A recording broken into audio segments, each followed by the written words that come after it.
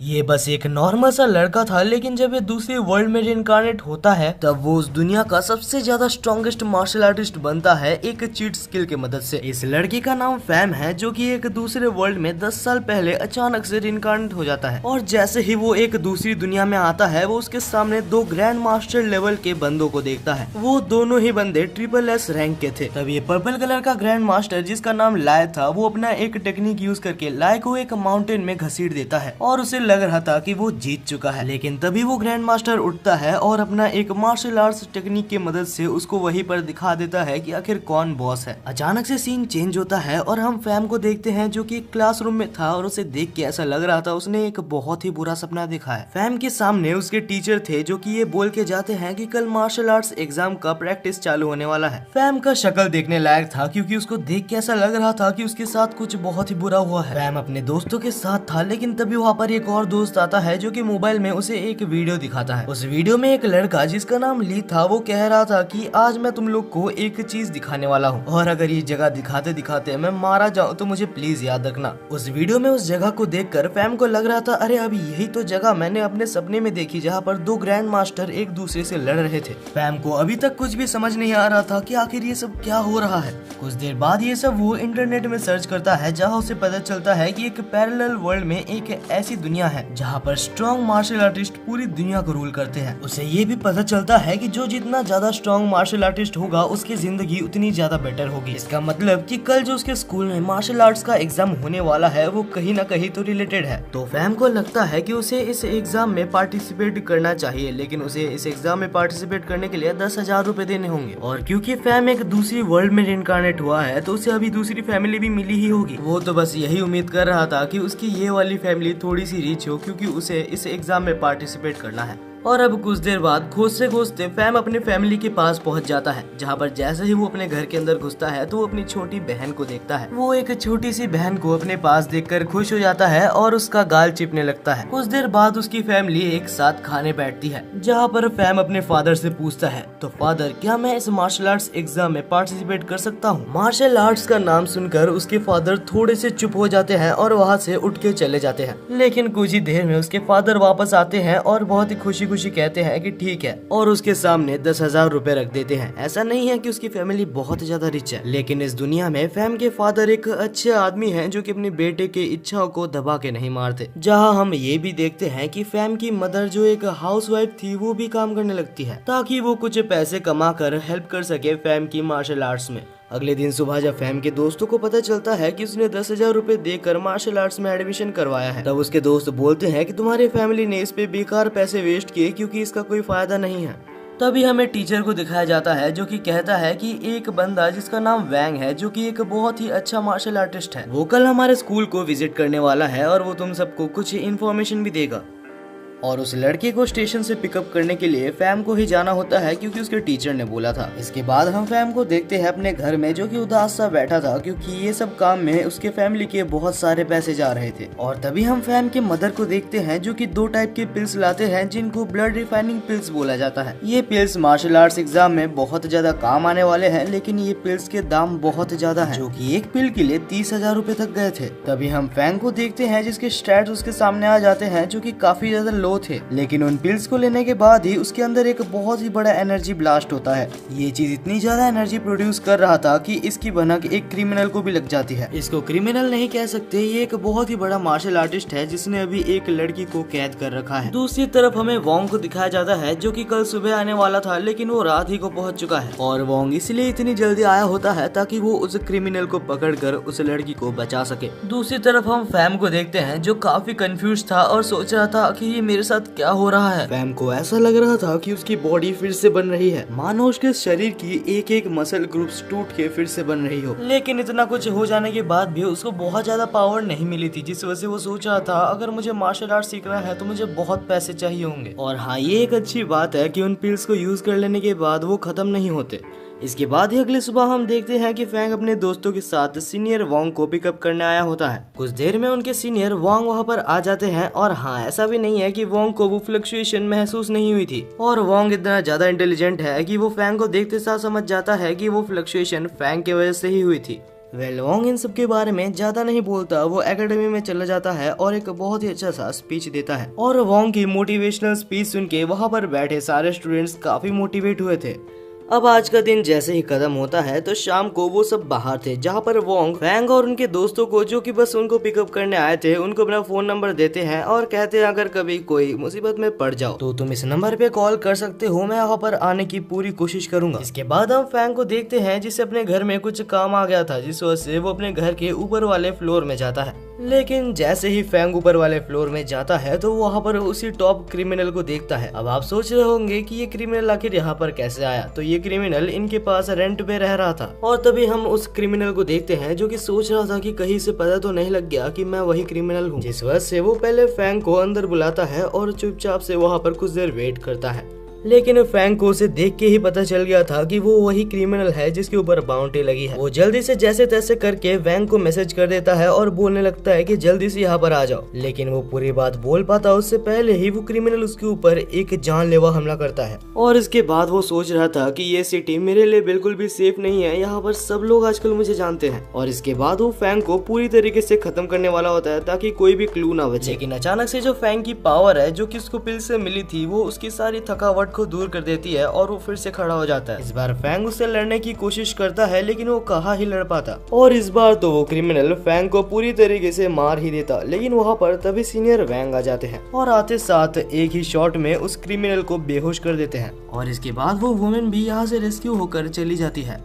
और इसके बाद शाम को हम वोंग को देखते हैं जो कि सोच रहा था कि आखिर इसने एक टॉप क्रिमिनल को इतनी देर तक रोक कैसे लिया। उस क्रिमिनल के पास से बहुत सारे अच्छे सप्लीमेंट्स मिले थे, यानी कि बहुत सारे स्टोन्स और ब्लड रिफाइनिंग पिल्स भी, जिनमें से कुछ चीजें जो कि वैंग को मार्शल आर्ट्स ट्रेनिंग में नंबर 1 होने में बहुत मदद करेंगे। और इसके बाद वैंग कुछ बहुत ज्यादा इंपॉर्टेंट बातें भी फैंग को बताता है। वो कहता है कि कौन सी पिल्स कब लेनी चाहिए, जैसे कि फैंग ने भी जो ब्लड रिफाइनिंग पिल्स ली है वो तब लेनी चाहिए जबकि एक ट्रेनर शुरुआती दौर में हो, और ये पिल्स ज्यादा से ज्यादा 2-4 दिन तक ही काम करते हैं इन्हें लेने के बाद। और जब तुम फाइनली एक अच्छे मार्शल आर्टिस्ट बन जाते हो उसके बाद तुम्हें एक पिल की जरूरत पड़ती है जिसे कहते हैं ब्लड रिफाइनिंग एलिक्सियर। और हाँ, इसके बाद एक और पिल्स होता है जो कि बोन्स के लिए यूज किए जाते हैं। उन पिल्स का काम होता है कि वो धीरे धीरे हमारे बोन्स को स्ट्रॉन्ग करेंगे और एक मार्शल आर्टिस्ट के लिए वो सबसे ज्यादा इम्पोर्टेंट है। आखिर में वैंग एक पिल के बारे में बताता है जो कि इंटरनल ऑर्गन्स के लिए होता है। जब हमारा बॉडी ब्रेक थ्रू कर रहा होता है तब उस पिल्स का काम आता है, क्योंकि हमें नहीं पता कि कब हमारे इंटरनल ऑर्गन्स ब्रेक थ्रू के दौरान डैमेज हो सकते हैं। आखिर में वैंग बोलता है कि इन मेडिसिन को कभी भी मत ले लेना, इनको लेने का एक स्पेसिफिक टाइम होता है। और इसके बाद हम वैंग को देखते हैं जो कि अपने रूम में बैठा था और बहुत ही खुशी खुशी उन पिल्स को देख रहा था। वो उन पिल्स को अपने सिस्टम को दिखाता है और जहाँ पर हमें पता है कि कुछ देर पहले हमें उस सिस्टम में उन पिल्स की वैल्यू 40,000 दिखा रही थी। अब ये सारे पिल्स के आ जाने के बाद उस सिस्टम में उस सब की वैल्यू मिलके 2 मिलियन दिखा रही है। फैम 2 मिलियन में से कुछ पॉइंट्स को अपने अंदर ट्रांसफर करता है ताकि वो थोड़ा सा पावरफुल बन सके। और इसके बाद फाइनली जब फैम मेजर करता है तो उसकी पावर 113 कैलोरीज निकलती है। अगले दिन ही मार्शल आर्ट्स ट्रेनिंग प्रोग्राम का सिलेक्शन चालू हो चुका था और उस सिलेक्शन में सिलेक्ट होने का जो पासिंग क्राइटेरिया था वो 112 पावर्स था। वहाँ पर मौजूद सारे कॉन्टेस्टेंट्स पूरी अपनी पावर लगा रहे होते हैं ताकि वो सबसे ज्यादा पावर तक रीच कर सके। फैंग भी अपनी पूरी जान लगा देता है ताकि वो इस टेस्ट को क्लियर कर ले। धीरे धीरे वहाँ पर मौजूद सारे कॉन्टेस्टेंट हारने लगते हैं, लेकिन तभी भी हम देखते हैं कि फैंग अपनी पूरी ताकत लगा रहा होता है। और फैंग की ये पावर को देख के वहाँ पर मौजूद सारे कॉन्टेस्टेंट अलग ही शौक में होते हैं। ये टेस्ट खत्म हो जाने के बाद हमें दिखाया जाता है कि फैंग की जो पावर लेवल निकली थी वो 149 निकली थी। ये पावर लेवल लगभग वैंग के समान है जो कि फैंग ने इतनी जल्दी हासिल कर लिया था। और अब फाइनली टाइम आ चुका था जबकि फैंग जाकर अपना रिजल्ट अपने फैमिली को दिखाए। जब फैंग अपने फादर को अपना रिजल्ट दिखाता है तो उसके फादर बिल्कुल इमोशनल हो जाते हैं। उसके फादर और साथ ही साथ उसके मदर भी बहुत ज्यादा खुश थे।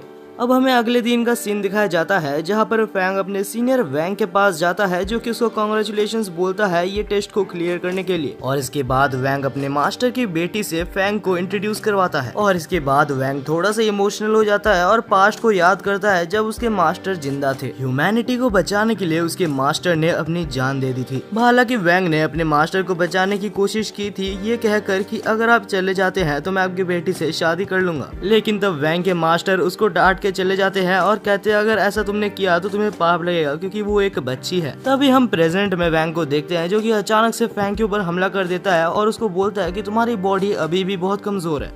और क्योंकि अभी फैंग एक अच्छे स्कोर से पास हो चुका था तो वैंग उसको कुछ यूनिवर्सिटीज के बारे में बताता है जिसमें वो भी एडमिशन ले सकता है। उसमें से वैंग एक यूनिवर्सिटी के बारे में बताता है जिसका नाम मॉड यूनिवर्सिटी था। अब वैंग ने टोटल 4 यूनिवर्सिटीज के नाम बताए थे, लेकिन मॉड यूनिवर्सिटी एक बहुत ही अच्छा ऑप्शन है। उस यूनिवर्सिटी में लिटरली बहुत ही ज्यादा स्ट्रॉन्ग पर्सन्स आते हैं, तो वहाँ पर फैंग के लिए जो कंपटीशन होगा वो काफी ज्यादा होगा और वहाँ पर जो रिफाइनरी पिल्स मिलते हैं वो थोड़े सस्ते भी मिलते हैं। इसके बाद ही हम फैंग को देखते हैं जो कि स्टेशन में होता है और उसकी पूरी फैमिली साथ ही में वैंग उसको छोड़ने के लिए आई होती है।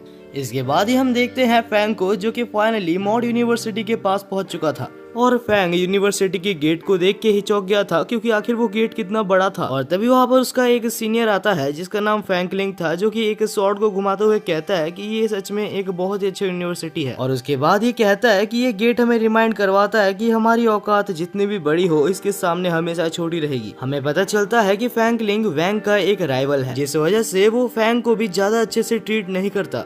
इसके बाद हम देखते हैं कि फैंग एडमिशन करवाने के लिए रिसेप्शन में अपना फॉर्म को उनको दिखाता है और वो रिसेप्शनिस्ट ये देख के हैरान थी कि फैंग 1 महीने के अंदर ही 2nd level of bone tempering पर पहुंच चुका है, क्योंकि बहुत टैलेंटेड पर्संस को भी ऐसे लेवल पर पहुंचने के लिए 6 महीने लग जाते हैं। जब वहाँ पर रिसेप्शनिस्ट कंफर्म होने के लिए फैंग का एक और टेस्ट करती है तो उसे पता चलता है कि वो 2nd नहीं 3rd लेवल पर पहुंच चुका है। और ये चीज सुनकर वहाँ पर मौजूद जितने जन भी थे सब लोग बहुत ज्यादा चौंक गए थे। और क्योंकि फैंग अभी एक बहुत ही अच्छे लेवल पर था तो जो जितनी अच्छे लेवल पर होगा उसको उतनी ज्यादा रिस्पेक्ट मिलती है, तो वहाँ पर रहने के लिए उसे एक बहुत ही ज्यादा लग्जरियस होटल भी दिया जाता है। फैंग को उसके होटल तक पहुँचाने के लिए वहाँ पर उसकी एक सीनियर यून उसको होटल तक पहुँचाने में हेल्प करती है। रास्ते में उसकी सीनियर यून उससे कहती है कि ये कॉलेज सच में एक बहुत ही अच्छा कॉलेज है, यहाँ तुम्हें सब कुछ बहुत ज्यादा लग्जरियस देखने के लिए मिलेगा, क्योंकि तुम्हें यहाँ पर हर समय अपना माइंड को बहुत ही ज्यादा कूल रखना होगा, क्योंकि मार्शल आर्ट्स में स्ट्रॉन्ग बनना बहुत ज्यादा पेशेंस और धीरे धीरे बहुत ज्यादा थकावट भरा काम होता है। वेल कुछ भी हो, यहाँ पर फैंग अपना लग्जरियस होटल देखकर बहुत ही ज्यादा खुश था।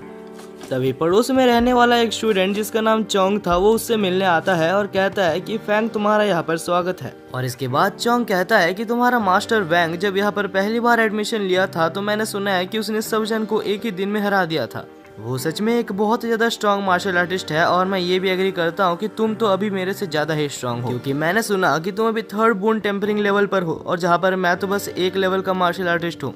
अब ये सब बातें खत्म हो जाने के बाद ये सब मिलकर एक फील्ड में जाते हैं, क्योंकि उस फील्ड में अभी सबको बुलाया गया था ताकि वो लोग मीटिंग कर सके। फैंग और उसके दोस्त तो टाइम पर पहुंच जाते हैं, लेकिन जो लोग टाइम के बाद आते हैं वहाँ पर उनको घुसने नहीं दिया जाता, जिस वजह से वो लोग कंप्लेन करने लगते हैं और कहते हैं कि हम लोग बस 2 मिनट ही तो लेट हुए थे। लेकिन तभी वहाँ पर टीचर आ जाते हैं जो कि अपना ऑरा को रिलीज करते हैं, जिससे कि सब लोग बिल्कुल चुप हो जाते हैं। टीचर बहुत ही गुस्से में और बिल्कुल सीरियसली कहता है कि जो लोग लेट हो गए हैं वो लोग यहाँ पर एंटर नहीं कर सकते। मॉड एकेडमी एक बहुत ही स्ट्रिक्ट एकेडमी है और हम सब तुमसे ये उम्मीद करते हैं कि तुम लोग डिसिप्लिन में रहोगे।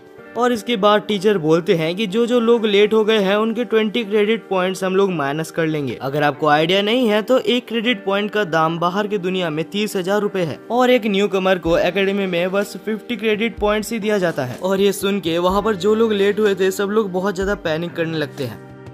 तभी यहाँ पर धीरे धीरे सारे टीचर्स आ जाते हैं और एक से एक टीचर बढ़कर थे। आने के बाद वहाँ पर सारे टीचर्स मिलकर अपना ऑरा को रिलीज करते हैं, जिससे कि वहाँ पर बैठे जितने भी लोग थे सब लोग पीछे चले जाते हैं। लेकिन हमारा फैंग इस चीज को एक चैलेंज की तरह लेता है और वहाँ पर अपना पावर को रिलीज करते हुए वहीं पर डटे रहने की कोशिश करता है। ये देखकर वहाँ पर टीचर्स इम्प्रेस होते हैं और कहते हैं कि तुम अभी तक एक मार्शल आर्टिस्ट भी नहीं बने, फिर भी तुम बहुत स्ट्रॉन्ग हो। और हम देखते हैं इसके बाद वहाँ के हेड मास्टर को, जो कि आता है और वो एक 8th लेवल का मार्शल आर्टिस्ट था। उसका ऑरा वहाँ पर मौजूद सारे लोगों से बिल्कुल ही डिफरेंट था। तब वहाँ पर जो सबसे पहला टीचर था वो कहता है कि तुम सबको एक सबसे हाई ग्रेड का ब्लड रिफाइनिंग पिल दिया जाएगा और साथ ही साथ कुछ देर में तुम लोगों का ट्रेनिंग भी हम लोग चालू करने वाले हैं। ट्रेनिंग सेक्टर में टोटल 9 फ्लोर्स है, लेकिन तुम जैसे बिगिनर्स को सिर्फ 4th फ्लोर तक ही जाने का इजाजत है। इस बिल्डिंग में मौजूद हर फ्लोर एक अलग अलग चीज को स्पेसिफाई करती है, जिससे कि तुम्हें मदद मिलेगी एक अच्छा मार्शल आर्टिस्ट बनने में। कंपटीशन का मेन रूल यही होता है कि जो जिस फ्लोर में एंड में रहेगा उससे उसी कॉलेज में असाइन कर दिया जाएगा। यानी कि बेसिकली यहाँ पर लोगों को एक दूसरे से लड़कर ऊपर जाना है, जिससे कि उसको एक अच्छा कॉलेज और अच्छा लाइफस्टाइल मिल सके।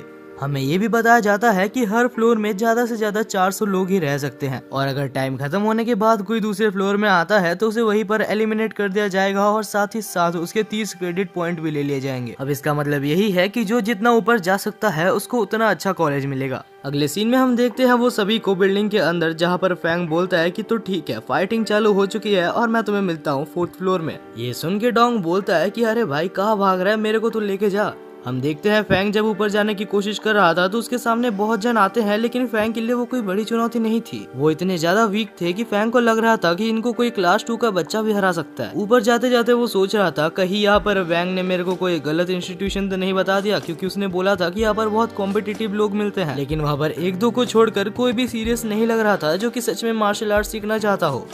दूसरी तरफ हम डोंग को देखते हैं जो कि अच्छा खासा लड़ रहा था, लेकिन तभी वहाँ पर एक मोटा आता है जो कि उसके पैर को खाने लगता है। अगले सीन में हमें एक लड़के को दिखाया जाता है जो कि सबसे पहला था, जो कि 4th फ्लोर में पहुंचा था। नहीं पता क्यों, लेकिन वहाँ पर फैंगलिंग भी था जो कि वहाँ पर उसको देखकर मुस्कुरा रहा था। करीबन 1500 स्टूडेंट्स में से 100 या 200 बंदे ही होते हैं जो कि 4th फ्लोर तक पहुँच पाते हैं। हमें पता है कि एक फ्लोर में ज्यादा से ज्यादा 400 लोग ही रह सकते हैं और धीरे धीरे 4th फ्लोर भी भर रहा था और अभी तक फैंग वहाँ पर नहीं पहुँचा था। लेकिन जैसे ही वहाँ पर डोंग आता है उसके 5 मिनट के अंदर ही फैंग भी वहाँ पर आ जाता है। फैंग 4th फ्लोर पर पहुँच तो गया था, लेकिन वो काफी डिसअपॉइंटेड और बहुत ज्यादा गुस्सा था।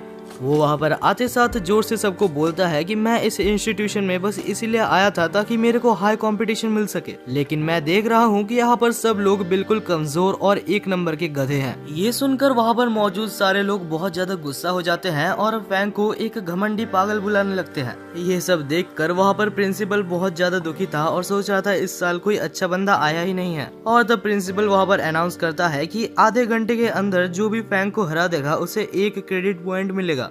बस एक रीजन मिल गया उन लोग को फैंग को मारने के लिए। अब 1 क्रेडिट पॉइंट के चक्कर में वहाँ पर सब लोग मिलकर फैंग के ऊपर हमला करने लगते हैं। लेकिन गाइस ये मत भूलना कि हमारा फैंग उसके मास्टर वैंग के लेवल पर पहुँच चुका है। तब फैंग और डोंग मिलकर वहाँ पर मौजूद सब लोग को बहुत बुरी तरीके से हरा देते हैं। लेकिन तभी वहाँ पर हमें एक पिंक हेयर वाली लड़की दिखाई जाती है जो कि अचानक से फैंग के ऊपर हमला करती है। जैसे वो दिख रही है उसके ऊपर मत जाना, क्योंकि उसने वैंग को बहुत अच्छी टक्कर दी थी। लेकिन आखिर में फैंग उसको ब्लॉक कर लेता है एक दूसरे आदमी के फेस की मदद से। लेकिन तभी वहाँ पर एक लड़की जिसके बाल ब्लू थे वो एक प्लान बनाती है जिससे कि फैंग और डोंग अलग अलग हो जाते हैं और फैंग को सब लोग घेर लेते हैं। जहाँ पर वो ब्लू वाली लड़की कहती है कि अब तुम क्या करोगे, और उसके बाद वो सारे मिलकर फैंग के ऊपर हमला कर देते हैं। फैंग बहुत ही मुश्किल से सबको एक साथ मैनेज कर रहा था, जहाँ पर वो ब्लू वाली लड़की दूसरी तरफ डोंग के ऊपर हमला कर देती है और क्योंकि डोंग तो आराम कर रहा था जिस वजह से वो आराम से डोंग को हरा देती है। दूसरी तरफ हम रिसेप्शन में बैठे हुए टीचर्स को देखते हैं जो कि ये देख रहे थे कि आखिर फैंग एक नॉर्मल सा लड़का इतना ज्यादा ताकतवर हुआ कैसे, क्योंकि उसके फैमिली बैकग्राउंड में भी ऐसा कोई है नहीं जो कि उसको ताकतवर बना सके।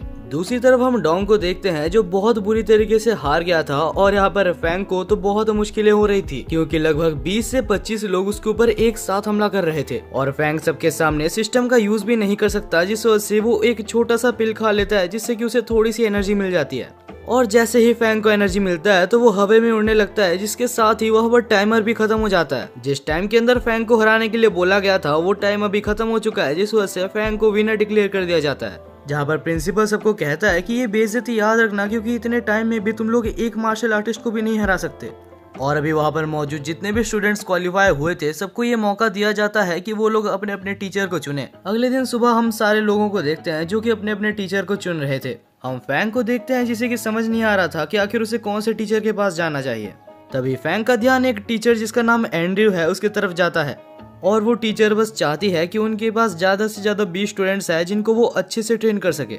जब फैंग वहाँ पर जाता है तो एंड्रयू कहती है कि मैं पहले से बता दूं कि अगर तुम्हें अपनी हेल्थ की चिंता है तो मेरे पास मत आना, क्योंकि मैं पहले ही बता दूं जो भी मुझसे ट्रेनिंग लेता है वो काफी ज्यादा कड़ी ट्रेनिंग लेता है और उसकी हेल्थ कभी ठीक नहीं रहती। एंड्रयू को ये भी पता होता है कि जो फैंग का बैकग्राउंड है वो कोई बहुत ज्यादा रिच बैकग्राउंड नहीं है, जिस वजह से वो ये ऑफर करती है कि अगर तुम मेरे पास पढ़ोगे तो मैं तुम्हें अनलिमिटेड पिल्स देने के लिए रेडी हूँ। और क्योंकि तुम्हारे इस स्कूल में बहुत सारे दुश्मन हैं, क्योंकि तुमने आते साथ ही जो ये सब कांड कर लिया, इसीलिए तुम्हें हद से ज्यादा स्ट्रांग होना होगा, वरना तुम्हें कोई भी मार के चला जाएगा।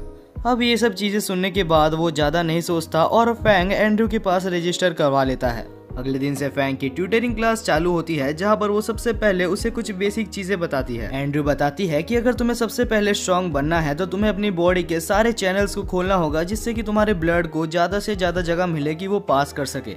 वो कहती है कि सबसे पहले तुम्हें ऑर्गन प्रोटेक्टिव पिल्स और बोन रिफाइनिंग पिल्स लेने चाहिए, जिससे कि तुम्हारे ऑर्गन सबसे ज्यादा बेस्ट रहेंगे, और ये बेस्ट होगा अगर तुम्हें रैंक 1 तक पहुंचना है तो। और इसके बाद एंड्रयू फैंग को कुछ ब्लड रिफाइनिंग पिल्स देती है, जिससे कि उसके बाकी गेट्स खुल सके।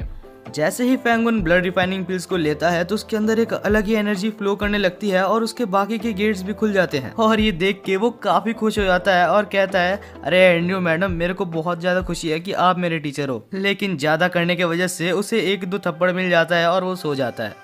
इसके बाद हमें अगले दिन का सीन दिखाया जाता है, जहाँ पर फैंग, एंड्रयू और एक स्टूडेंट जो कि वही ब्लू वालों वाली लड़की थी, वो सब मिलकर किक्स की प्रैक्टिस कर रहे थे। और जैसे ही एंड्रयू एक किक मारकर वो दोनों को दिखाती है तो वो दोनों ही चौंक जाते हैं, क्योंकि एंड्रयू की किक काफी ज्यादा ताकतवर थी।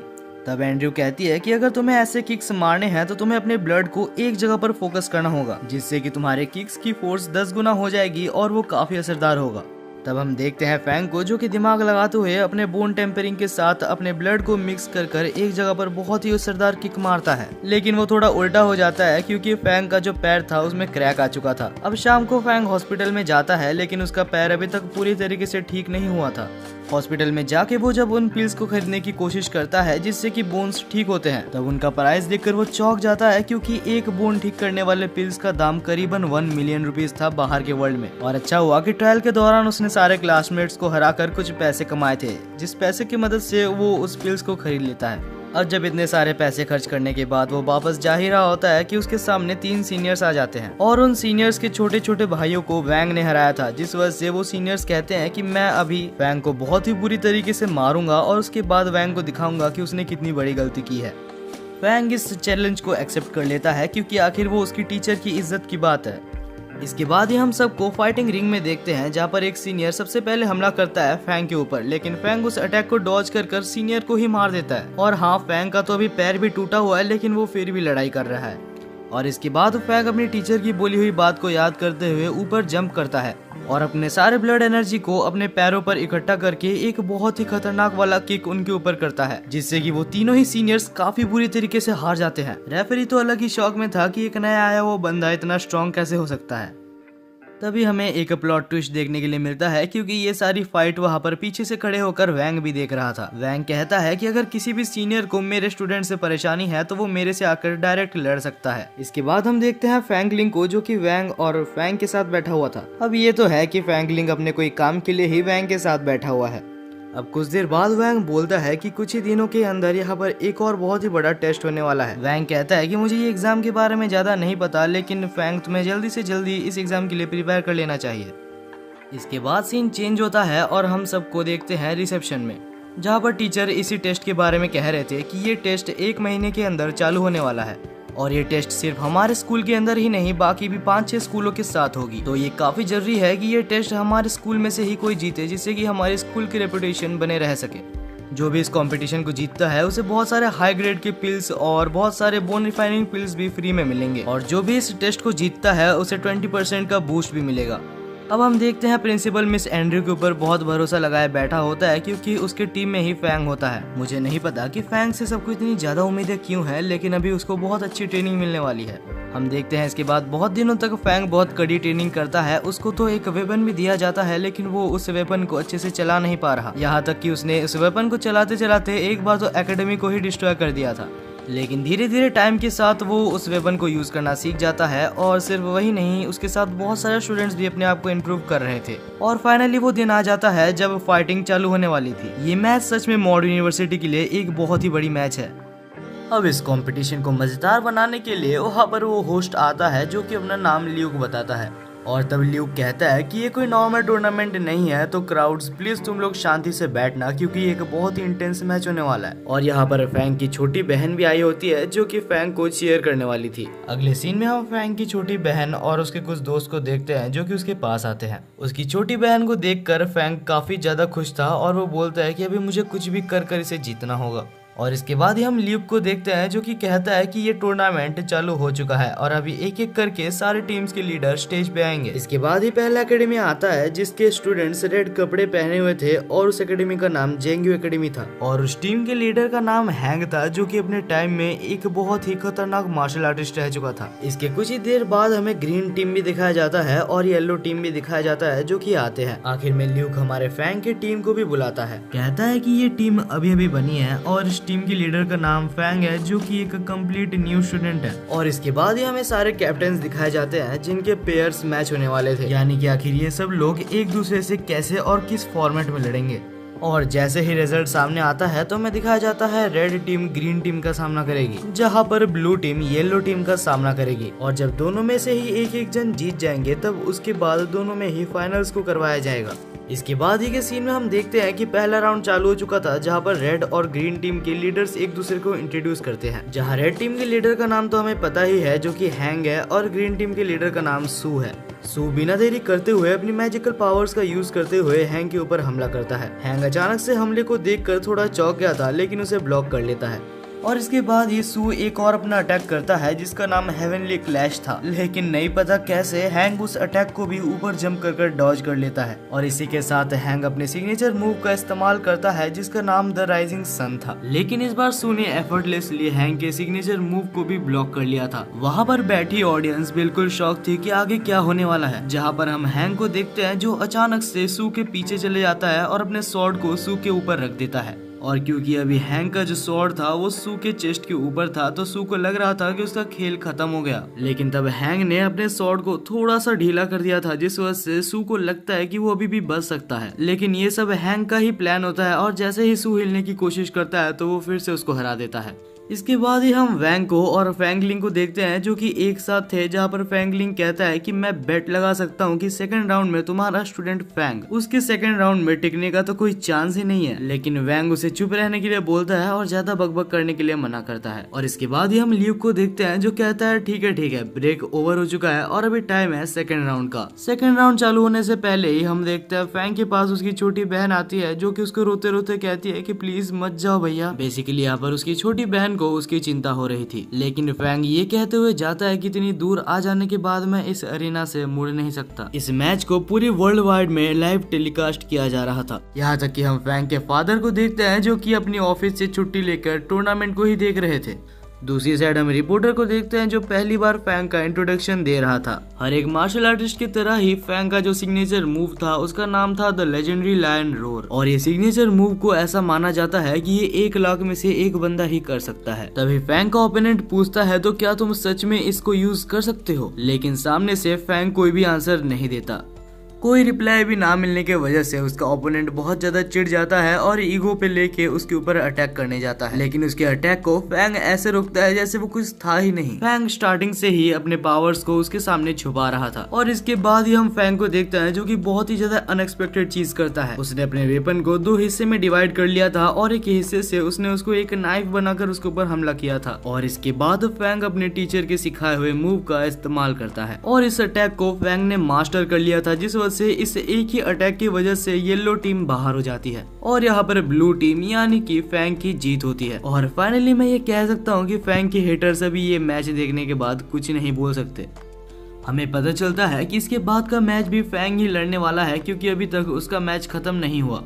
तब हम येलो टीम के कैप्टन को देखते हैं जो सोच रहा था कि मैं कुछ भी कर इसका ट्रम्प कार्ड को निकाल के रहूंगा। आखिर एक न्यू कमर इतनी जल्दी इतना ज्यादा स्ट्रॉन्ग कैसे हो सकता है, और अगर वो ऐसे अटैक्स यूज करता है तो ज्यादा से ज्यादा पिल्स लेने के बाद भी वो पूरी तरीके से रिकवर नहीं हो सकता। लेकिन तभी हम फैंग को देखते हैं जो 2 गोली के साथ ही अपनी पूरी स्ट्रेंथ को रिकवर कर लेता है। ये देखकर कैप्टन तो बिल्कुल घबरा जाता है और बोलता है आखिर ये किस टाइप का आदमी है। तभी ल्यूक कहता है कि बस उसने ये 2 पिल्स खाकर अपने पावर को रिकवर नहीं किया, साथ ही वो पहले से ज्यादा स्ट्रॉन्ग बन चुका है। ये सब सुन के वहाँ पर बैठे प्रिंसिपल और टीचर्स भी बहुत ज्यादा चौंक गए होते हैं और प्रिंसिपल कहता है कि इसके पास जरूर कोई मॉन्स्टर की बॉडी होगी जो इतनी जल्दी ये पिल्स को हजम कर पा रहा है। इसके बाद ही हम देखते हैं सेकंड राउंड चालू होता है जहां पर एक येलो टीम का बंदा जिसका नाम चेन होता है वो बिना इंट्रोडक्शन के ही फैंग के ऊपर हमला करना चालू कर देता है क्योंकि उसको बहुत ज्यादा गुस्सा आ रहा था। आखिर एक ऐसा बंदा जिसने 2 महीने भी ढंग से ट्रेनिंग नहीं की वो इतना ज्यादा स्ट्रॉन्ग कैसे हो सकता है। चैंग हमला पे हमला किए जा रहा था, लेकिन यहाँ पर हम देखते हैं कि फैंग को तो मजा आ रहा था। तब फैंग ऊपर जंप कर एक स्ट्रेट किक चैंग के छाती पर मारता है, जिससे वो एक ही बार में नॉकआउट हो जाता है और हमारे हीरो ने सेकंड राउंड भी बहुत इजीली जीत लिया था। अब ये सब देखने के बाद वहाँ पर बैठी क्राउड बिल्कुल चौंक जाती है और हम देखते हैं ल्यूक बोलता है, तो क्या फैंग तुम्हें अभी भी कंटिन्यू करना है? फैंग अपना सिर्फ सिर हिलाता है और हम तब देखते हैं येलो टीम के कैप्टन को, जो सोच रहा था मैंने शायद इस बंदे को मिसअंडरस्टैंड कर लिया।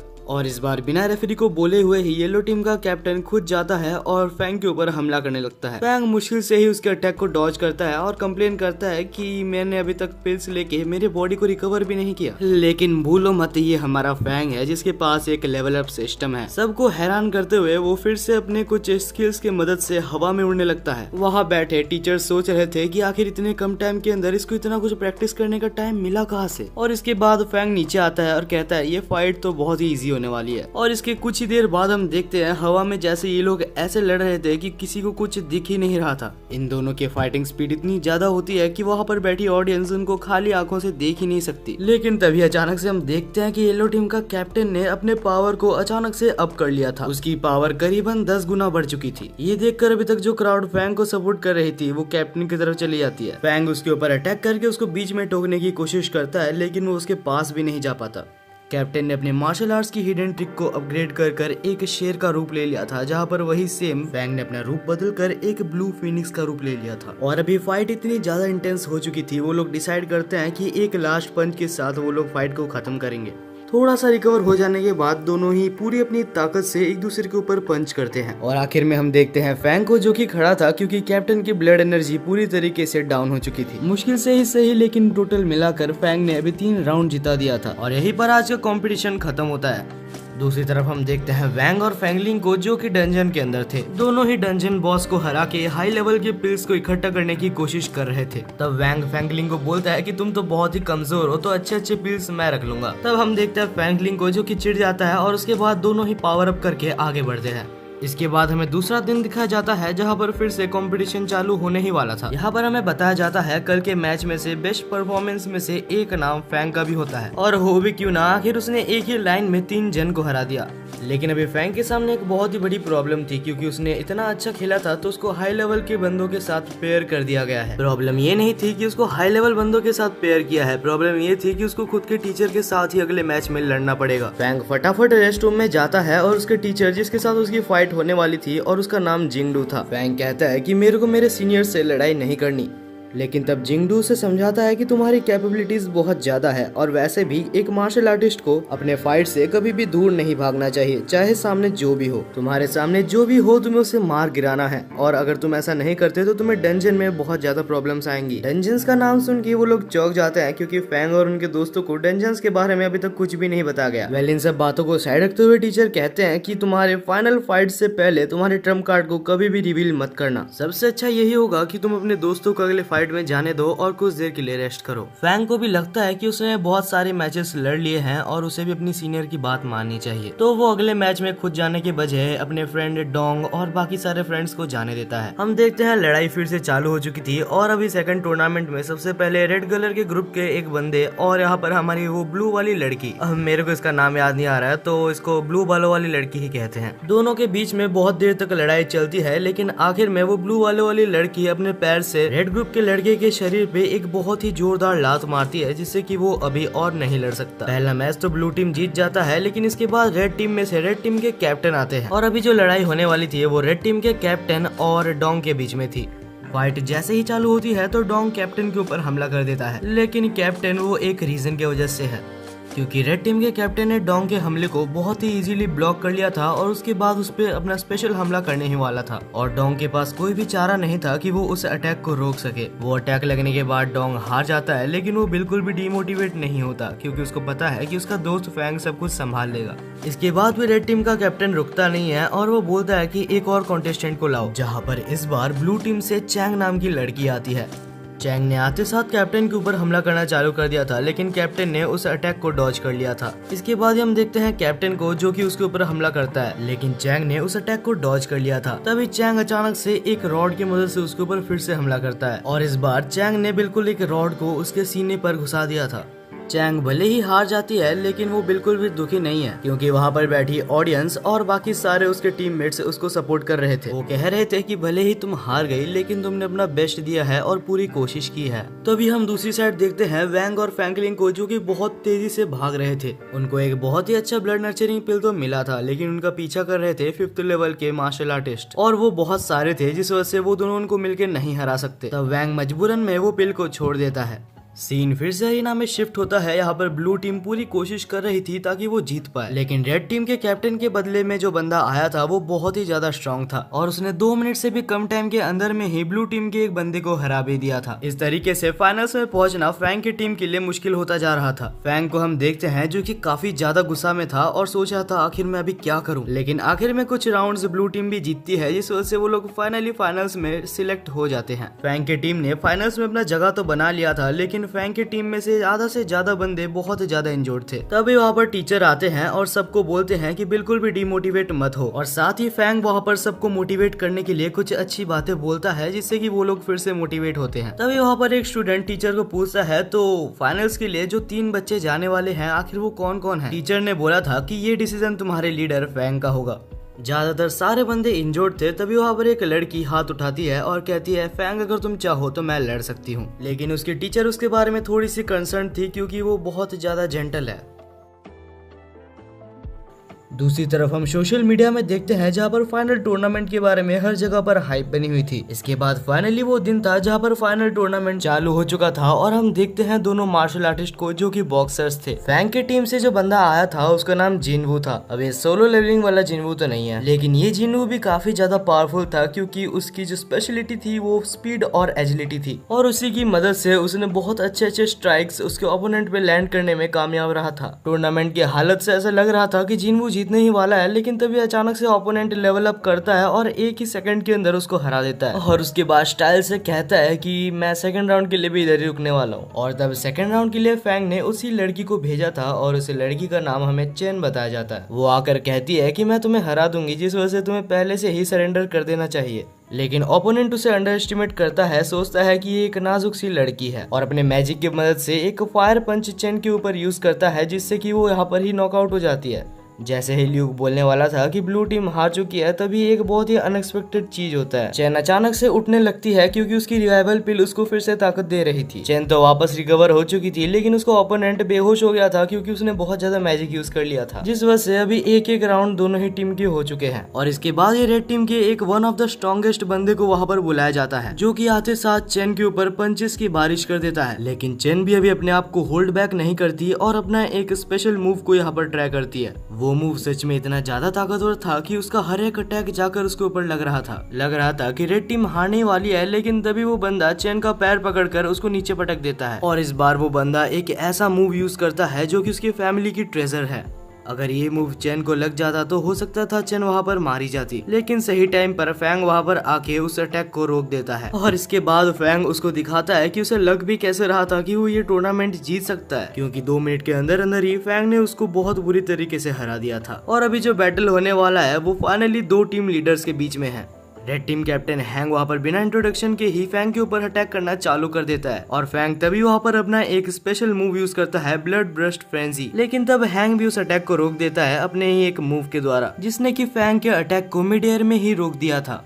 तभी हम देखते हैं फैंग को जो कि फिर से एक अटैक करने जाता है, लेकिन तभी हैंग उसके पीछे आकर एक डंडे से उसके सिर पर बहुत जोर से मारता है, जिससे कि फैंग को बहुत ज्यादा जोर से लगता है और उसको बहुत सारी इंजरीज भी होती है। लेकिन वो चुपचाप से कुछ पिल्स खाकर अपने सिस्टम की मदद से बहुत जल्दी रिकवर हो जाता है, और अब वो फिर से रेडी है फाइट बैक करने के लिए। दूसरी तरफ हम वैंग और फैंगलिंग को देखते हैं जो कि हॉस्पिटल के बेड में थे, और वहाँ पर टीवी में यही शो को देखते हुए कहते हैं कि 2 पिल्स के साथ आखिर फैंग इतनी जल्दी रिकवर कैसे हो रहा है। वापस बैटलफील्ड में हम हैंग शू को देखते हैं जो बहुत सारे अटैक्स यहाँ पर फैंग के ऊपर कर चुका था। फैंग उस अटैक को डॉज नहीं कर पाता और वो नीचे गिर जाता है। फैंग अब इतनी बुरी हालत में है कि वो हिल तक नहीं पा रहा, यहाँ तक वो बात भी नहीं कर पा रहा। जब ऐसा लग रहा था कि ये सब कुछ खत्म हो चुका है और वो लोग टूर्नामेंट हार ही चुके हैं, तभी आउट ऑफ नोवेयर वो कहीं पर सिस्टम के अंदर चले जाता है और अचानक से पूरी तरीके से रिकवर हो जाता है। अब तुम इसे सिस्टम का मैजिक कह लो या चीट स्किल, लेकिन बाहर की दुनिया में वो सबको ऐसे दिखाता है कि उसने कोई रिकवरी पिल ली है। तभी हैंग शू बोलता है कि तुम्हारा कोई भी ओल्ड अटैक अभी मेरे ऊपर काम नहीं करेगा। लेकिन द फैंग बहुत ज्यादा गुस्से में था और वो अपने ट्रम्प कार्ड को यहाँ पर रिवील करते हुए एक बहुत ही खतरनाक अटैक करता है। उस अटैक का नाम था tiger breaks the army. Hang Shu ने ये बिल्कुल भी नहीं सोचा था कि अटैक सच में इतना ज्यादा ताकतवर हो सकता है। इसी एक अटैक ने डिसाइड कर दिया था कि फैंग इस मैच को जीत चुका है। इसी के साथ टूर्नामेंट का पहला पार्ट खत्म होता है और ल्यूक बोलता है कि पार्ट 2 बहुत ही जल्दी आने वाला है। फैंग को ये समझ आ चुका था कि आखिर सिस्टम के साथ भी ये सब कितना ज्यादा हार्ड है, जिस वजह से अभी वो सिस्टम पे रिलाय करना कम कर देता है और खुद से बहुत ज्यादा मेहनत करने लगता है ताकि वो बहुत ज्यादा स्ट्रांग हो सके। कुछ देर बाद हम देखते हैं फैंग और उसके दोस्तों को जो कि जा रहे थे, तभी वहाँ पर उनके सामने बहुत सारे दोस्त आते हैं जो कि फाइनली रिकवर हो चुके थे और वो लोग बहुत ज्यादा खुश थे और फैंग को कांग्रेचुलेशंस बोलते हैं। और उसके कुछ देर बाद वहाँ पर मिले हुए दोस्त सबको अलविदा कहकर अपने अपने घर चले जाते हैं, जहाँ पर फाइनली फैंग भी अपने घर में जाने के लिए ट्रेन में बैठा हुआ था। फैंग न्यूज़पेपर पढ़ते पढ़ते कहता है कि मैंने इस मैच पे 2nd नंबर पर रैंक किया है। तभी वहाँ पर डोंग कहता है कि अगर तुम चाहो तो 1st नंबर पे भी आ सकते हो, बस तुम्हें वैंग को हराना पड़ेगा। फैंग पूरे जोश में था और कहता है कि मैं अपने बड़े भाई को हराने के लिए कुछ भी कर सकता हूँ। तभी शाम को हम देखते हैं कि एक बहुत ही प्यारा मोमेंट के साथ फैंग फाइनली अपने फादर और मदर के पास जाता है। अब इसके बाद हमें अगली सुबह दिखाई जाती है, जहाँ बहुत आराम से और खुशी खुशी फैंग उठता है, क्योंकि आखिरकार वो उसका खुद का घर था जहाँ पर वो इतनी दिन बाद सो रहा है। वो हमें बताता है कि इतने दिन फाइट करने से उसका सिस्टम लेवल अप तो हुआ है, लेकिन इसके पीछे उसे 10 मिलियन रुपए खर्च करने पड़े और अब तो हद ही हो गई, क्योंकि नेक्स्ट अपग्रेडेशन के लिए वो उसका सिस्टम उसको 100 मिलियन रुपीज मांग रहा है।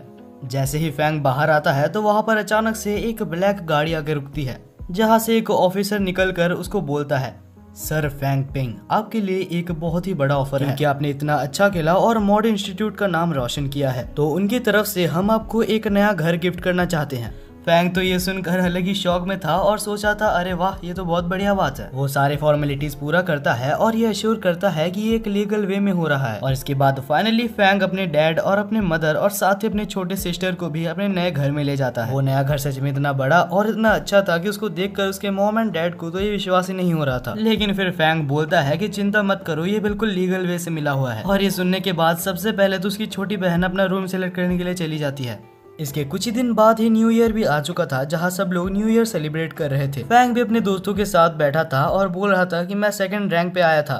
तभी फैंग को एक दोस्त का कॉल आता है, जो कि उसका पुराना दोस्त था, जो कि उसे एक फैमिली डिनर पर इनवाइट कर रहा था। फैंग अपने दोस्तों का चेहरा देख के कहता है, चिंता मत करो, मैं तुम लोग को भी साथ लेके चलूंगा।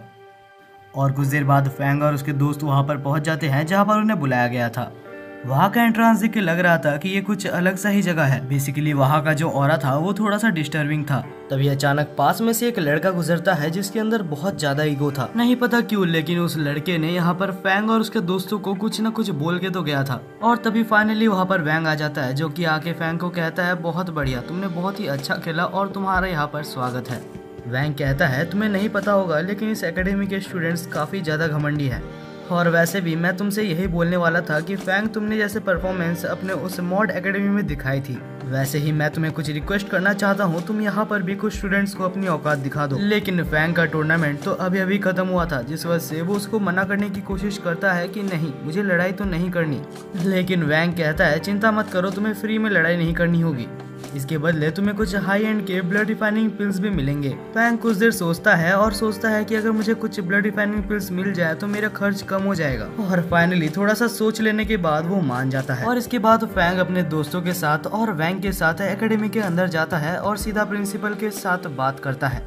फैंग ने उसके प्रिंसिपल के सामने एक प्रपोजल रखा था। वो कहता है कि मैं मॉड एकेडमी से हूँ और मैं अगर चाहूँ तो आपके स्टूडेंट्स को हरा सकता हूँ। मैं चाहता हूँ कि मैं आपके स्टूडेंट्स से लड़ूं और जो स्टूडेंट्स बिल्कुल बेकार हो आप उनको इस एकेडमी से निकाल दो, क्योंकि वो स्टूडेंट्स सिर्फ मजे के लिए और अपना टाइम पास करने के लिए ही यहाँ पर आए हैं। और उनसे बढ़िया आप अपने ब्लड रिफाइनिंग पिल्स और जितने भी एसेंशियल आइटम्स है उन बच्चों के ऊपर यूज करो, जो कि सच में मार्शल आर्ट्स को सीखना चाहते हैं और उनके ऊपर इंटरेस्टेड है। तब हम प्रिंसिपल को देखते हैं, जो कि बोलती है, ठीक है, मुझे तुम्हारी ये चीज मंजूर है।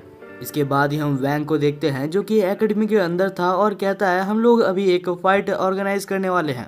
इस फाइट के दौरान तुम लोग धीरे धीरे एलिमिनेट होते रहोगे और जो आखिर में बचेगा वही इस स्कूल का किंग होगा। और जैसे कि हमें पता है नैंगो एकेडमी यानी कि इस एकेडमी के बच्चों के अंदर बहुत ज्यादा ईगो है, तो वो लोग भी कहते हैं ठीक है हम भी देखते हैं कि आखिर कौन सा एकेडमी हमें हराता है। हम देखते हैं इसके बाद ही फाइट चालू हो जाता है जहाँ एक बंदा मॉड एकेडमी से था और एक बंदा नैंगो एकेडमी से था। लेकिन सच कहा जाए तो ये फाइट बिल्कुल एक तरफा था, क्योंकि वैंग का जो दोस्त था वो भी करीबन वैंग के लेवल में ही था, जिस वजह से वो आराम से उसको हरा देता है। वो उसको एक मार्शल आर्टिस्ट के मैजिक की मदद से रोप बनाता है और पकड़ के उसको नीचे ही हरा देता है। अब अगर वो चाहता तो सेकंड राउंड के लिए जा सकता था, लेकिन वो फिर बैक कर जाता है और बोलता है कि फैंग को जाने देते हैं। और तभी हम देखते हैं हमारे फैंग को जो कि स्टेज में आता है और कहता है देखो किसकी हिम्मत है मेरे से लड़ने के लिए। फैंग ये सब जानबूझ के कर रहा था ताकि उनको भी लगे कि फैंग के अंदर भी थोड़ा ईगो है। तभी फैंग से लड़ने के लिए एक लड़की आती है जिसका नाम बहुत ही ज्यादा अजीब था। फैंग उसका नाम का मजाक उड़ाते हुए कहता है कि तुम्हारा नाम तो सच में बहुत बेकार है। और अब उस लड़की के अंदर ईगो आ जाता है जिससे कि वो उसके ऊपर अटैक करना चालू कर देती है। लेकिन हमारा फैंग तो उसे इजीली डॉज कर रहा था और साथ ही में उसके मजे भी ले रहा था और टाइम पास ना करके वो उसे एक ही हिट में हरा देता है। अब थर्ड राउंड के लिए यहाँ पर एक ग्रे हेयर वाला बंदा आता है जो कि यहाँ पर कुछ बोलने वाला था, लेकिन उससे पहले ही फैंग उसको एक ही हिट में हरा देता है और उसके बाद कहता है कि छोटे बच्चों के लिए यहाँ पर कोई भी जगह नहीं। और तब हम क्राउड को देखते हैं जो कि यहाँ पर फैंग के ऊपर बहुत ज्यादा गुस्सा थी। तभी वहाँ पर फोर्थ राउंड के लिए एक और मार्शल आर्टिस्ट आता है और उसके आते साथ उसके फ्लेम्स और उसके ऑरा महसूस हो रहे थे। फैंग कहता है कि इसे कहते हैं अपोनेंट, अब मेरे को लड़ने में मजा आने वाला है। फैंग अपने वेपन को साइड में फेंक देता है और बोलता है कि मैं भी खाली हाथों से लड़ूंगा। लेकिन बहुत सारे पंचेस मारने के बाद भी फैंग के हाथ बहुत ज्यादा ब्लीड करने लगते हैं और दर्द भी करते हैं, लेकिन उसके ओपोनेंट के हाथ मेजरली कुछ भी नहीं होता। और क्योंकि फैंग मजे मजे में लड़ रहा था और अपनी पावर को यूज नहीं कर रहा था, जिस वजह से इसका एक बहुत ही बड़ा डिसएडवांटेज उसको होता है, क्योंकि फैंग के ओपोनेंट ने उसका सबसे ज्यादा डेंजरस अटैक एक बहुत ही ज्यादा सही टाइम पे कर दिया था और फैंग के पास वहाँ से बच के भागने का कोई भी मौका भी नहीं था। और वो अटैक लग जाने के बाद फैंग बिल्कुल जल जाता है। अभी वो इतना ज्यादा कमजोर हो चुका है कि वो उठ भी नहीं पा रहा था, लेकिन फिर भी वो जैसे तैसे उठता है और अपनी पूरी ताकत से अपने फिस्ट की मदद से वो दोनों एक दूसरे से लड़ने लगते हैं। आखिर में वो लोग अपना पूरा एनर्जी लगाकर भी पंच करते हैं, लेकिन तब हम देखते हैं कि जो फैंग का पूरा एनर्जी था वो खत्म हो चुका था और फैंग हारना एफोर्ड नहीं कर सकता, क्योंकि उसके मास्टर वैंग ने उसे जीतने के लिए बोला है। तब फैंग अपने सिर की मदद से उसके ऊपर हमला करता है और तब तक हमला करता है जब तक कि वो हार नहीं मान जाता। अब हम देखते हैं फैंग अपने कंट्रोल से निकल चुका था और उसको मार मार के उसको हरा देता है। और ये लड़ाई देखने के बाद तो वैंग खुद भी बहुत ज्यादा हैरान था। तब वैंग फैंग को रुकता है और स्टेज में जाके कहता है अगर किसी के अंदर हिम्मत है तो वो अभी भी फैंग को चैलेंज कर सकता है। लेकिन फैंग की पागलपंती देखने के बाद वहाँ पर कोई भी नहीं जाना चाहता, जिसको देखकर वैंग कहता है अगर तुम्हारे अंदर बस इतना ही हिम्मत थी तो तुम लोग इतना ईगो किस बात का दिखा रहे थे। और फाइनली उस एकेडमी के बच्चों को समझ आता है कि उन्हें अभी भी बहुत कुछ सीखना है। इसके अगले दिन हम देखते हैं फैंग को जो कि चल रहा था, जहाँ अचानक से टीचर लू उसको बोलती है कि तुम्हारे साथ मुझे एक बहुत ही जरूरी काम है, याद से मेरे ऑफिस में आ जाना। फैंग को समझ नहीं आता कि आखिर टीचर लू को उसके साथ क्या काम होगा, लेकिन जैसे ही वो एकेडमी के अंदर एंटर करता है तो वो तभी यहाँ पर फैंगलिंग को देखता है जो कि एक बंदे को पीट रहा था। बेसिकली ये एक टेस्ट मैच चल रहा था अपने पावर को टेस्ट करने के लिए। तभी फैंगलिंग कहता है तो फैंग तुम्हें भी मुझे पीटना है क्या, तुम इधर आ सकते हो। लेकिन तभी टीचर लू उसको एक ही मुक्के में उड़ा देती है। और इसके बाद हम फैंग को देखते हैं जो टीचर लू के साथ जा रहा था, जहाँ पर टीचर लू उसे कुछ इंपॉर्टेंट चीजें बताती है। ये जगह हमने ब्रेक थ्रू के लिए बनाई है और सबसे बड़ी बात मैं तुम्हें ये बताना चाहती हूँ कि एक थर्ड लेवल का मार्शल आर्टिस्ट, जैसे कि तुमने अभी फैंगलिंग को देखा कि वो थर्ड लेवल का मार्शल आर्टिस्ट है और वो इतना ज्यादा स्ट्रांग है कि अगर वो चाहे तो मिड लेवल के 10 मार्शल आर्टिस्ट को एक साथ संभाल सकता है। और मेरे को जितना पता है तुम अभी थर्ड लेवल में पहुंचने के लिए थोड़े से ही दूर हो, तो हमने यहाँ पर एक कंसंट्रेशन कैंप बनाया है, अगर तुम चाहो तो वहाँ पर जाकर ब्रेक थ्रू कर सकते हो। लेकिन जब फैंग वहाँ पर जाके उस जगह का प्राइस पूछता है तो वो प्राइस सुन के वो बिल्कुल ही चौंक जाता है, लेकिन फिर भी वो राजी हो जाता है वहाँ पर ब्रेक थ्रू करने के लिए, क्योंकि उसके पास कोई और ऑप्शन नहीं था। जब फैंग जाकर चेम्बर के अंदर बैठ के मेडिटेशन करता है तब हम देखते हैं कि वहाँ पर कुछ ब्लू पार्टिकल्स उड़ते हैं जो कि उसके मेडिटेशन को 100x तक गुना कर देते हैं। और तब फैंग अपने माना चैनल्स को एक साथ मेडिटेट कर उन सबको जोड़ता है, जिससे कि वो थर्ड लेवल पर पहुंच जाता है। और थर्ड लेवल पर पहुंच जाने के बाद वो फाइनली इतना ज्यादा खुश होता है कि वो टीचर लू को थर्ड लेवल के कुछ ब्लड मास्टरिंग पिल्स मांगने लगता है, लेकिन टीचर लू तो उसको इग्नोर करके वहाँ से चली जाती है। और इसके बाद ही हम मॉड यूनिवर्सिटी के प्रिंसिपल को देखते हैं जो कह रहे थे कि अभी टाइम आ चुका है, गवर्नमेंट की तरफ से ये ऑर्डर आया है कि हम कुछ बच्चों को डंजन में भेजें। लेकिन वहाँ पर दूसरे टीचर इस बारे में बहुत ज्यादा डाउट करते हैं और कहते हैं कि ये बहुत ही ज्यादा डेंजरस हो सकता है। क्योंकि हमें नहीं पता कि आखिर डंजन्स के अंदर क्या क्या हो सकता है। चाहे हम बच्चों को भेजे या ना भेजे, हमें उनके ऊपर नजर तो रखना ही होगा। डंजन्स के अंदर क्या क्या निकल सकता है उसके लिए हमारी दुनिया बिल्कुल भी तैयार नहीं है। दूसरी तरफ हम फैंग को देखते हैं जो कि एक सीक्रेट ट्रेनिंग में जा रहा था, जो कि बस उन्हीं लोगों के लिए था जो कि 3rd रैंक पर पहुंच चुके हैं। तभी अचानक से वहाँ पर शू आती है जो फैंग को पूछती है, तो फैंग क्या तुमने मेरे टीचर को कहीं पर देखा है? फैंग कहता है नहीं मैंने नहीं देखा, और उसके बाद शू और फैंग दोनों ही अंडरग्राउंड जगह पर चले जाते हैं। जैसे ही वो लोग वहाँ पर पहुँचते हैं तो वहाँ पर ट्रक से 2 जन की डेड बॉडी निकलती है। ये देखकर वो लोग बिल्कुल चौंक गए थे कि आखिर ऐसे कैसे कोई मर सकता है, और ये कैजुअलिटीज डंजन के अंदर ही हुई थी। और जहाँ पर हम शू के टीचर को देखते हैं जिसका हाथ बुरी तरीके से कट चुका होता है। तभी वहाँ पर प्रिंसिपल कहता है कि 6 मार्शल आर्टिस्ट जो बहुत ही ज्यादा हाई लेवल के थे वो बिल्कुल लापता हो चुके हैं। फैंग बिल्कुल अलग ही शौक में था और सोच रहा था आखिर डंजन में ऐसा क्या हो सकता है जो सब लोग मारे जा रहे हैं। कुछ देर बाद वो लोग उनका फ्यूनरल करते हैं, जहाँ पर वो लोग एक अच्छे काम के लिए मारे गए थे। जो लोग मारे गए थे उनके दोस्त और फैमिली मेंबर्स वहाँ पर रो भी रहे थे। दूसरे ही दिन सुबह हमें उसी टीचर को दिखाया जाता है जो कि सारे स्टूडेंट्स को समझा रही थी कि आखिर डंजन्स के अंदर क्या क्या था। टीचर कहती है कि ये डंजन का कॉन्सेप्ट करीबन 800 साल पहले आया था, जहाँ एक बहुत ही बड़ा अर्थक्वेक की मदद से डंजन का गेट ओपन हो गया था, और हमने जब एंट्रेंस पे जाने की कोशिश की तो वहाँ पर ही बहुत सारे लोग मारे गए। सुनने को ऐसा ही आया है कि एंट्रेंस में ही लेवल 8 के मार्शल आर्टिस्ट रहते हैं। हमें ये भी बताया जाता है कि इस वर्ल्ड के अंदर 22 डंजन्स है जिनके अंदर बहुत ज्यादा खतरनाक बीस्ट्स हो सकते हैं जिनके बारे में हमें पता तक नहीं। और ऐसा भी मानना है कि उन डंजन्स के अंदर कुछ बहुत ज्यादा वैल्यूएबल रिसोर्सेज भी हैं। इसके बाद ही क्लास खत्म होता है और हम देखते हैं टीचर को जो कि बाहर आते हैं, जहाँ शू अभी भी अपनी टीचर को लेके बहुत ज्यादा डिप्रेस्ड थी। लेकिन तब टीचर कहती है कि चिंता मत करो, अगर मैं तुम्हें नहीं सिखा सकती तो टीचर लू तुम्हें जरूर सिखाएंगे। लेकिन तब हम टीचर लू को देखते हैं जो कि कहती है कि पहले मैं इसका टेस्ट लूंगी और उसके बाद ही मैं देखूंगी इसे सिखाना है या नहीं। और तभी हम देखते हैं फैंग को जो कि इधर उधर की बातें करने लगता है ताकि शू को ये सब बातों का बुरा ना लग जाए। तब हम टीचर लू को देखते हैं जो फैंग को एक स्क्रोल देती है और कहती है कि जब तुम नीचे जाओगे डंजन के पास तुम्हें एक ओल्ड मैन मिलेगा जिसके व्हाइट हेयर्स होंगे, उसको ये स्क्रोल दे देना, और हाँ उसको ये कहना मत भूलना कि तुम्हारे बच्चे अभी भी तुमसे प्यार करते हैं। और अगले ही सीन में हम देखते हैं फैंग को जो कि एक स्टोर में गया था और उससे बोलता है कि मुझे कुछ हाई लेवल ग्रेड के पिल्स दे दो। कुछ हाई लेवल ग्रेड के पिल्स खरीद लेने के बाद अब वो लोग फाइनली रेडी थे डंजन में जाने के लिए। और अब फाइनली वही दिन था जहाँ पर वो लोग फाइनली डंजन में रेड के लिए जाने वाले थे। फैंग पिंग अकेला नहीं था, उसके साथ कुछ उसके टीचर्स और साथ ही उसके कुछ अच्छे दोस्त भी थे जो कि उसके साथ जा रहे थे। जाने से पहले प्रिंसिपल कहते हैं कि अब तक तुमने जो कुछ भी सीखा है सब अभी दिखाने का वक्त आ चुका है। मुझे तुम लोग के ऊपर पूरी तरीके से भरोसा है कि तुम लोग ये रेड को क्लियर कर लोगे। और इसके बाद वो लोग एक बस में जाकर डंजन तक पहुंच जाते हैं। लेकिन ट्रिप के दौरान उनके बीच में एक बहुत ही ज्यादा इंटेंस माहौल था, क्योंकि उनको अच्छे से पता है वो कोई मजे या खेल के लिए नहीं जा रहे। ये एक ऐसी जगह है जहाँ पर कुछ लोगों की मौत हो चुकी है। अब वो लोग फाइनली डंजन के पास पहुंच चुके थे, जहाँ सबसे पहले टीचर नीचे उतरते हैं और वहाँ पर एक स्पेशल कार्ड देते हैं जिससे उनको वहाँ पर एंट्री मिल जाती है। जैसे ही वो लोग अंदर आते हैं तो वहाँ पर एक बहुत ही बड़ा लॉबी था, जहाँ पर बीच में एक बिल्डिंग में बहुत सारे क्वेस्ट लिखे हुए थे। अब वहाँ पर मौजूद सारे पार्टीज को ये डिसाइड करना था कि आखिर कौन सा पार्टी कौन सा क्वेस्ट को पूरा करेगा। वहाँ एक ऐसा जगह भी था जहाँ पर वो लोग रेयर आइटम्स को एक्सचेंज या सेल कर सकते हैं। जैसे ही वो लोग अंदर जाते हैं तो वहाँ पर गार्ड्स बहुत ही ज्यादा स्ट्रिक्ट होते हैं। फैंग को वहाँ पर अंदर घुसते साथ कुछ बहुत ही ज्यादा अजीब सा और एंशिएंट सा महसूस होता है। तभी वहाँ पर मौजूद गार्ड्स उनको कहते हैं कि ये जगह बहुत ज्यादा डेंजरस है, अगर एक छोटी सी भी गलती हुई तो तुम्हारी जान जाना यहाँ पर पक्की है। एक सजेशन मैं तुम्हें देना चाहता हूँ कि तुम लोग कभी भी कुछ भी हो जाए एक दूसरे से अलग मत होना, वरना शायद तुम लोग मारे जा सकते हो। अब इसके बाद वो लोग बहुत ज्यादा चौकन्ने हो जाते हैं और अंदर जाते हैं। अंदर जाने पर उनको एक रेड पोर्टल दिखता है। तब ज्यादा टाइम वेस्ट ना करते हुए फैंग डिसाइड करता है सबसे पहले वो जाएगा।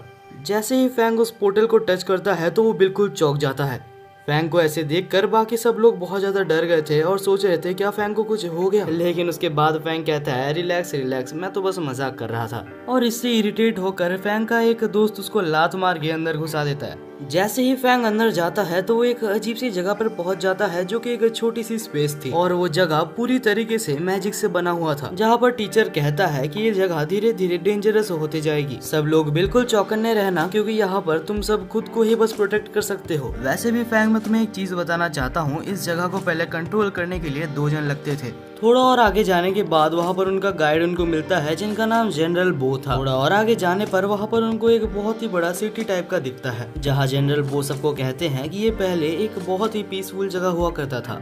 लेकिन जब से दुश्मनों ने हमला करना चालू किया है, ये जगह बहुत ज्यादा खतरनाक हो चुकी है। अगर देखा जाए तो पिछले साल ही ये जगह पर हमला करीबन 6 गुना हो चुके हैं। इसके बाद ही हम एक और ओल्ड मैन को देखते हैं जो कि उन जगह को सबसे पहले सबको इंट्रोड्यूस करवाता है। वो कहता है ये जगह तुम्हें पहले जानना बहुत जरूरी है। ये जगह तो इतनी ज्यादा खतरनाक है कि अगर यहाँ पर कोई मारा जाता है तो उसको दफनाने का जगह तक नहीं है। तभी हम टीचर को देखते हैं जो कहता है कि अभी फैंग तुम्हें थोड़ा सा आगे खुद ही जाना होगा। फैंग तो बिल्कुल ही चौंक जाता है और कहता है ये आप क्या बोल रहे हैं टीचर। लेकिन तब टीचर कहते हैं कि तुम हमारे जनरेशन के सबसे ज्यादा स्ट्रॉन्गेस्ट स्टूडेंट हो और तुमने मुझे ये भी बताया था कि तुम्हें वैंग जैसा बनना है। तो मैं तुम्हें बता दूं कि वैंग ने भी एक बार डंजन में बिल्कुल अकेले जाकर 5 लेवल के मॉन्स्टर्स को भी हराया है, तो तुम्हें थोड़ा सा खतरा तो उठाना ही होगा।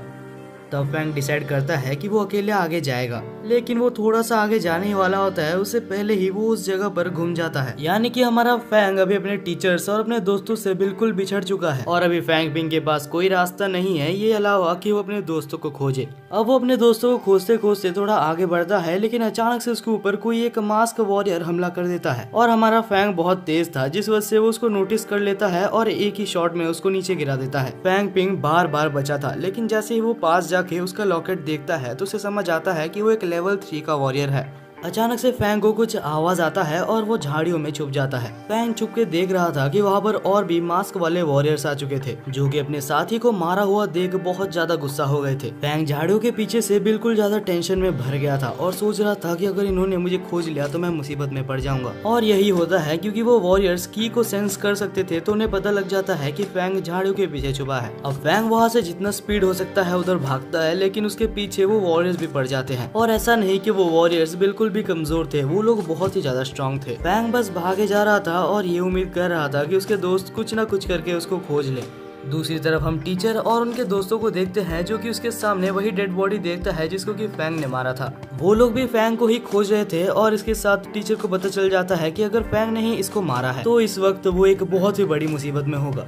दूसरी तरफ हम फैंग को देखते हैं जो कि अभी भी भागे जा रहा था और एक खुली जगह पर आ जाता है और अचानक से फैंग के सामने एक येलो कलर का शेर टाइप का दिखने वाला बहुत ही बड़ा क्रिएचर आ जाता है। ये पीछे वॉरियर्स कम नहीं थे कि यहाँ पर एक शेर आ चुका है। फैंग को तो लग रहा था बस आज उसका जिंदगी यहीं पर खत्म होने वाला है, लेकिन तभी हम देखते हैं कि वो शेर जो कि वहाँ पर पीछे जितने भी वॉरियर्स थे सबको एक ही बार में हरा के मार देता है। और उसके बाद वो शेर फैंग के पास जाता है और उसको घूरने लगता है मारने के लिए, लेकिन कुछ देर में फैंग रियलाइज करता है कि वो शेर उसको नहीं घूर रहा, वहाँ पर मौजूद उसके एक मैजिकल स्टोन को घूर रहा है। तब फैंग टाइम वेस्ट ना करते हुए अपने पास से उस मैजिकल स्टोन को निकाल के दूर फेंक देता है, जिससे कि वो क्रिएचर भी उसी के पीछे चले जाता है। और टाइम देखते हुए फैंग वहाँ से जितनी स्पीड में भाग सकता है उतनी स्पीड में भागता है। सोच रहा था कि यहाँ के क्रिएचर्स तो काफी बुद्धू हैं, लेकिन तभी अचानक से फैंग के पैर वहाँ पर जम जाते हैं क्योंकि उस शेर टाइप के देखने वाले क्रिएचर ने उसको पकड़ लिया था। और अब वो क्रिएचर फैंग को पकड़ के उसके अंदर से उसकी सारी वाइटल एनर्जी और उसकी सारी की को एब्जॉर्ब करने लगता है, जिससे कि धीरे धीरे फैंग यहाँ पर कमजोर होने लगता है। लेकिन क्योंकि फैंग के पास तो एक सिस्टम है जिस वजह से उसकी जो की थी वो नॉर्मल बंदे से बहुत ज्यादा थी, जिस वजह से वो क्रिएचर भी काफी ज्यादा हैरान था कि ये की आखिर खत्म क्यों नहीं हो रहा। अब वो क्रिएचर जितनी की उसको चाहिए था वो सारी की को एब्जॉर्ब कर लेता है और जब उसका मन भर जाता है तो वो उधर ही जाके सो जाता है। और फैंग की की अभी तक खत्म नहीं हुई थी क्योंकि ये मान लो कि उसके सिस्टम की वजह से उसके पास इन्फिनाइट की थी। दूसरी तरफ क्रू का एक मेंबर जो कि फैंग को ही खोज रहा था और उसे पता है कि इस जंगल में एक ऐसा मॉन्स्टर है जो कि एक लेवल 8 मार्शल आर्टिस्ट से भी ऊपर है और अगर फैंग पिंग के साथ उसका मुकाबला होता है तो कोई चांस नहीं कि वो बच सकता है। दूसरी तरफ हम फैंग को देखते हैं जो कुछ देर में अपनी वाइटल एनर्जी उस शेर को दे रहा था जिस वजह से वो सोए रहे। और इसके बाद ही फैंग देखता है कि कुछ वॉरियर्स जो कि उसका कुछ देर पहले पीछा कर रहे थे वैसे ही कुछ और वॉरियर्स उसके पास से जाते हैं और तभी फैंग डिसाइड करता है कि वो इस शेर का हेल्प लेके ही उनको मार देगा। तभी हम देखते हैं फैंग को जो कि उस शेर का माइंड थोड़ा सा डाइवर्ट करता है और 2 मिनट के अंदर अंदर ही वो शेर उन सबको मार देता है और फिर से वहाँ पर सोने के लिए चला जाता है। और इसके बाद ही फैंग चुपके से जाता है और उन वॉरियर्स के सारे इंपॉर्टेंट चीजों को कलेक्ट कर लेता है जिसको बेच के वो कुछ पैसे भी कमा सकता है। तभी फैंग वहाँ से छुप के थोड़ा सा आगे जाने का डिसाइड करता है और जैसे ही वो थोड़ा सा आगे जाता है तब फैंग वहाँ पर एक बहुत ही स्ट्रेंज चीज देखता है। वहाँ पर झुंड में बहुत सारे क्रिएचर्स थे जो कि व्हाइट कपड़े पहने हुए थे और उनके सिर के ऊपर एक अजीब सा सिंबल बना हुआ था। फैंग चुपचाप से फिर से उस शेर के पास आ जाता है और उसके पास ही बैठना प्रेफर करता है। तभी फैंग अपने सिस्टम के अंदर देखता है कि क्या वो अपग्रेडेशन कर सकता है, लेवल 4 मार्शल आर्टिस्ट बनने के लिए उसे 200 मिलियन रुपीस चाहिए और साथ ही साथ उसका सिस्टम उसे ब्लड का सेक्रीफाइस भी मांग रहा था, जिस वजह से फैंग डिसाइड करता है कि अभी मैं ये नहीं कर सकता। कुछ देर बाद हम फैंग को देखते हैं जो कि उस शेर के साथ बात करने की कोशिश करता है और उसको ये बोलता है कि मैं यहाँ से अगर चले जाता हूँ तो मैं ये वादा करता हूँ कि इसके बाद आके मैं तुम्हें बहुत सारा की दूंगा और साथ ही साथ मैं तुम्हारे लिए बहुत सारे शिकार भी लाऊंगा। और ये कहने के बाद फैंग वहाँ से चुपचाप निकल लेता है। और कुछ देर बाद हम देखते हैं कि जैसे तैसे अभी फैंग ने अपने क्रू को खोज लिया था, लेकिन अपने टीचर्स और अपने दोस्तों को खोजते खोजते उसने बहुत सारे जन के साथ फाइट की थी जो कि बहुत ज्यादा डेंजरस था। और जब फैंग वापस आता है तो उसके पूरे शरीर से खून निकल रहा था। इसके बाद ही जल्दी से जल्दी फैंग को हॉस्पिटल में ले जाया जाता है और वहाँ पर उसके टीचर्स उसके ऊपर क्वेश्चंस की बारिश कर देते हैं। तब फैंग कहता है कि मैं जब वहाँ पर था तब मैंने एक बहुत ही बड़ा क्राउड देखा था जिन्होंने व्हाइट कपड़े पहने थे और उनके पास एक अजीब सा सिंबल था। एक्चुअली वो सिंबल कुछ सन और फ्लावर्स जैसे दिख रहे थे। ये सुनने के बाद वहाँ पर मौजूद सारे हाई लेवल टीचर्स बहुत ज्यादा परेशान हो जाते हैं क्योंकि ये एक बहुत ही ज्यादा सीरियस मैटर है, क्योंकि ऐसा हो सकता है कि वहाँ के लोग अगर चाहे तो ह्यूमैनिटी के ऊपर अटैक करने का प्लान बना रहे हैं। जल्दी से जल्दी वहाँ पर मौजूद सारे टीचर्स एक बहुत ही बढ़िया फोर्स को तैयार करते हैं कि अगर ऐसा कुछ होता भी है तो उस फाइट के लिए ये लोग रेडी रहे।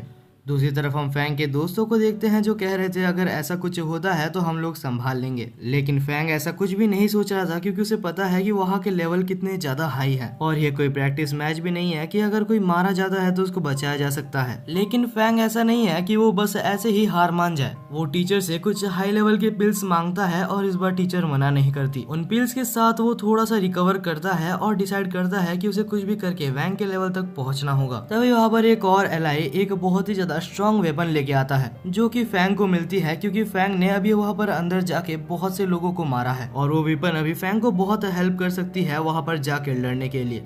दूसरी तरफ हम सोल्जर्स और टीचर्स को देखते हैं जो कि बिल्कुल रेडी हो चुके हैं अपने अपने वेपन को लेके। अगले ही पल हम फैंग को देखते हैं जो कि अकेले बैठ के थोड़ा सा मेडिटेट कर रहा था ताकि वो अपने सिस्टम की मदद से थोड़ा सा रिकवर हो सके और अपनी पावर को बूस्ट कर सके। इसके बाद ही हम फैंग को देखते हैं जो बाहर जाता है जहां उसको फैंगलिंग मिलता है जो कि इस मैच के लिए काफी ज्यादा एक्साइटेड था क्योंकि वो भी लेवल 4 में पहुंचने ही वाला था। अब मैच में जाने से पहले सारे स्टूडेंट्स को लेके समझाया जाता है कि ये एक बहुत ही ज्यादा डेंजरस मिशन होने वाला है जहां सारे स्टूडेंट्स को सोल्जर्स की बात माननी होगी और उनके हिसाब से चलना होगा। और अब फाइनली वो लोग बैटल फील्ड में उतर चुके थे जहाँ सबसे एलाइड टीचर्स ये कंफर्म करते हैं कि अभी तक वो लोगों ने सबसे ज्यादा स्ट्रॉन्गेस्ट वॉरियर्स को नहीं भेजा है। हमारे सामने जो एनिमीज है अभी वो सिर्फ 3rd लेवल या 4th लेवल के ही है। और वहाँ पर मौजूद एलाइड टीचर्स ऑर्डर देते हैं कि चलो फाइट को चालू करते हैं। फाइट चालू होते साथ वहाँ पर ऐसा लग रहा था कि बिल्कुल धरती कांप रही है। फैंग ने और डोंग ने मिलके अपना एक टीम बना लिया था और दोनों मिलके यहाँ पर बहुत अच्छा परफॉर्म कर रहे थे। धीरे धीरे वहाँ पर मौजूद सारे एनिमीज को वो लोग मार रहे थे, लेकिन तभी वहाँ पर एक 5th लेवल का एनिमी आता है जो कि बहुत ज्यादा स्ट्रॉन्ग था। उसके आते साथ मानो की फेवर बिल्कुल ही बदल गया था। फैंग और डोंग ने डिसाइड किया कि वो जाके उसको खत्म करेंगे, लेकिन तभी हम फैंगलिंग को देखते हैं जो बिना कुछ सोचे उसके ऊपर जंप कर देता है और कुछ देर लड़ने के बाद फैंगलिंग अपना बड़ा सा स्वॉर्ड उसके पेट के अंदर घुसा देता है और उसे मार डालता है। अब इस चीज का फायदा उठाते हुए वहाँ पर मौजूद सारे सोल्जर्स उनके ऊपर कैनन को लॉन्च कर देते हैं जिससे कि धीरे धीरे ह्यूमैनिटी की टीम जीतते जा रही थी।